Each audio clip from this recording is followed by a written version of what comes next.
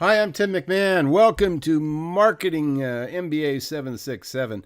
This is Strategic Brand Management. And before our deep dive into brand, let's remind ourselves what marketing is. Short primer, marketing is the activity, set of institutions, and processes for creating, communicating, delivering, and exchanging offerings that have value for customers, clients, partners, and society at large. Let's break that down, really down to two things. It's processes that we can manage for exchanging offerings, and the offerings are usually between a buyer and a seller, a product, a service, and money's exchange. It can be anything, though. It can be an idea or it can be a political exchange. What we really try to understand is that we have two different circumstances usually. One is where there is a large supply and little demand. We call that a buyer's market, and the other side is a little supply, large demand, called a seller's market.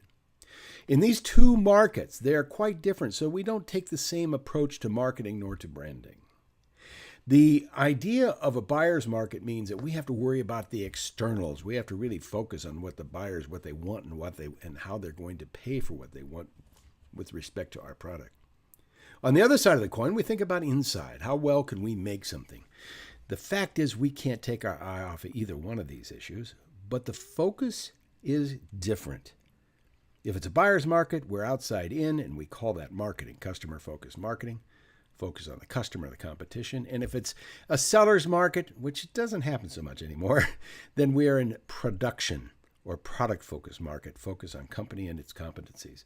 I circle red around marketing because that's where most companies are in the 21st century. There's simply too much competition, and we really need to strive to be unique and different. The goal of marketing is to get and keep customers. Let's break it down to that simple statement. If we get and keep customers, we'll continue to probably make money. We'll continue to be vital. If we don't, then we lose. So how do we get and keep customers? We really focus on creating value, and that comes down to asking three questions. What does our firm do better than anyone else? What does our target customer want and need? And what is our firm passionate about more than anything? Those three guiding questions give us focus and direction for approaching the subject at hand. Value is what buyers are willing to pay, and superior value stems from offering lower prices than competitors for equivalent benefits or providing unique benefits that more than offset a higher price.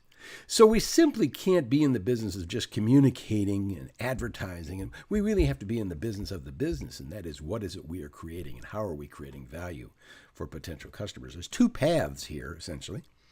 You can be cheaper or you can be better, or actually you could be both, which is really good. When you're the low-cost producer and have a very unique product, you are in the catbird seat. So that's what it's about, and we adopt something called the marketing concept that is customer-oriented and intellectually honest about what the firm does well. Two very important things. If we are customer-oriented, then we probably aren't going to fail with respect to getting and keeping customers. How do we go about doing this? Well, we identify and understand consumer needs, and we have to sweat those details significantly. That's where we do the research. That's where we do the understanding of trying to understand what consumers are out there. What do they want? How can we identify them? What job can we perform for them that no one else can do so well?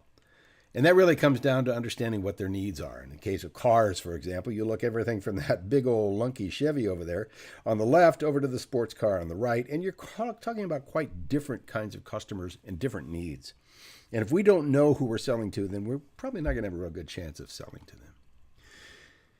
Tracy and Wiersma, two guys a number of years ago, 25 years ago, actually came up with a very good scheme here. These are bundles of benefits. The center one is operational excellence. We think of Walmart, IKEA, and Zara. They're really good at what they do. They do it quickly. They get to mark fast. They really know what the customer wants, and they deliver on it. There's product leadership, which cuts through all of the crud.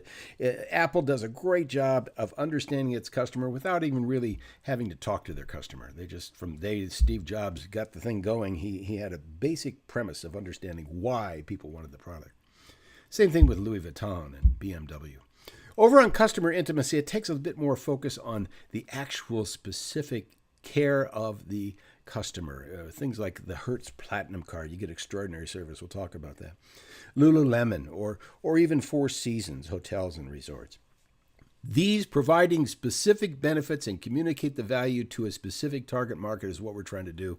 And this gives us a framework to try to understand where those might fall. Here's another important thing to consider. Computers.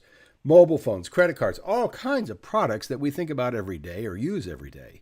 And what we really have to understand is what needs do these products really meet? What jobs do these products perform, or what job can my mobile phone perform that another mobile phone won't perform? And if we can get at that, we can really start to understand how we build a marketing differentiation and then how we support it with brand. Here's a little scheme I want you to look at when you see the slides later, but it kind of gives you an idea of how we go about structuring the market premise. And we have to ask the question, what does brand do? Well, brand performs three key functions. Number one, it differentiates from the competition, sets you apart. Secondly, it makes a promise to the customer. Customer can understand this is what I get from that brand every single time. And then finally, it unifies activities of the company. This is the secret sleeper.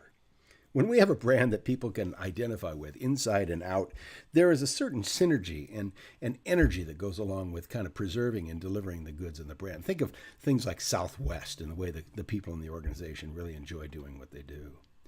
In the age of product parity, we have brands that stand out simply by their icons, if you will.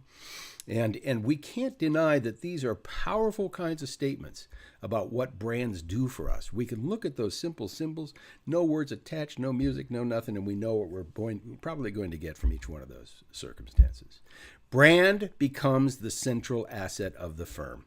Not its manufacturing facilities, not necessarily all of its great management, but how is brand communicated and how do people adopt the brand, particularly in the 21st century, that latter. How do people adopt the brand? So now let's go understand brand.